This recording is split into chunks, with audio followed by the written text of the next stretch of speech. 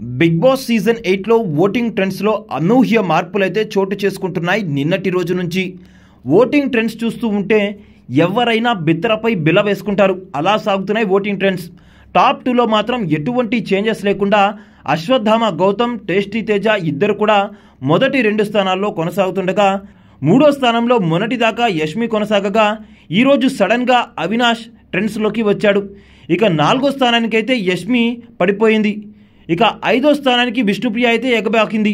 మొన్నటిదాకా 6వ స్థానంలో ఉన్న విష్ణుప్రియ సడన్గా ఒక స్థానాన్ని మెరుగుపరుచుకొని 5వ స్థానానికి చేరుకుంది.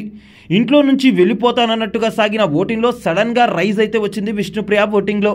దీనికి ప్రధాన కారణం ఫ్యామిలీ వీక్ అనే చెప్పాలి. వాళ్ళ నాన్నతో పెట్టుకున్న సెంటిమెంటల్ వ్యవహారం.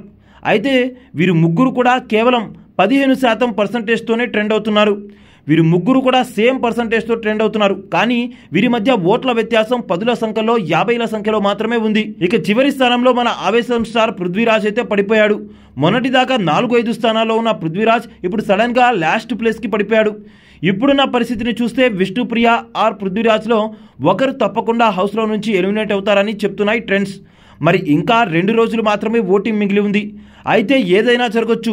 3వ స్థానం నుంచి 5వ స్థానం దాకా అందరూ కూడా సేమ్ పర్సంటేజ్తో కొనసాగుతున్నారు కాబట్టి ఇక 6వ స్థానం అయితే కేవలం ఒకే ఒక్క పర్సంటేజ్తో 3, 4, 5 స్థానాల కన్నా కింద ఉన్నాడు.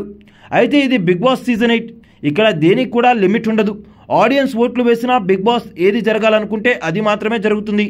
చూడాలి మరి ఏం జరుగుతుందో.